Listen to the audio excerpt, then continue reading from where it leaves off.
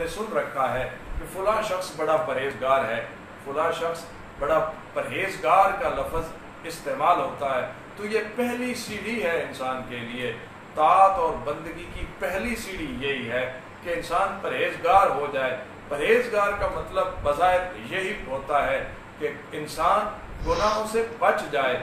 جب وہ برائیوں سے، گناہوں سے، کبائر سے جب وہ بچ جاتا ہے، پرہیز کر لیتا ہے، تو پرہیز کہتے ہیں علاج سے بہتر ہے، کیونکہ علاج طاعت اور بندگی، عبادات اور ریاضت، مجاہدات اور مشاہدات اور انسان کے مراقبات اور یہ جتنے افعال ہیں انسان کے، یہ عبادات اور بندگی جو ہے یہ تب انسان کے فائدے میں آتی ہے، تب انسان کے درجات کی بلندی کا سبب بنتی ہے، تب انسان کو اللہ تعالیٰ کے قریب کرتی ہے، تب انسان کو اللہ تعالیٰ کی معرفت نصیب ہوتی ہے، تب انسان کو حضور صلی اللہ علیہ وسلم کی خوشنودی حاصل ہوتی ہے۔ جب انسان گناہوں سے بچتا ہے اور کبائر سے اجتناب کرتا ہے، حرام افعال سے اپنے آپ کو دور رکھتا ہے، جب وہ پرہیز کرنے لگ جاتا ہے تو وہ پرہیزگار بن جاتا ہے، اور جب وہ متقی ہو جاتا ہے طاعت اور بندگی سے، اللہ تعالیٰ کا نیک بندہ بن جاتا ہے۔ اس کی پہلی سیڑھی یہ ہے کہ سب سے پہلے انسان اپنے عقل سے سوچ کر، اپنے خیال سے فکر کر کے گناہوں سے پرہیز کرے، اجتناب کرے۔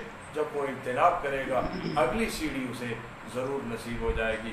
جیسا کہ روایات میں آتا ہے کہ نماز انسان کو یا اللہ کے قریب کرتی ہے یا اللہ سے دور کر دیتی ہے۔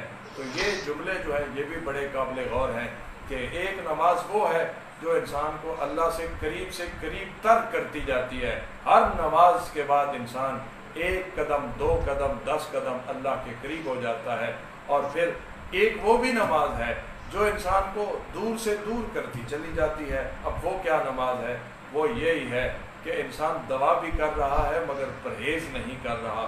جب وہ پرہیز نہیں کر رہا تو نماز اس پر اثر انداز نہیں ہو رہی۔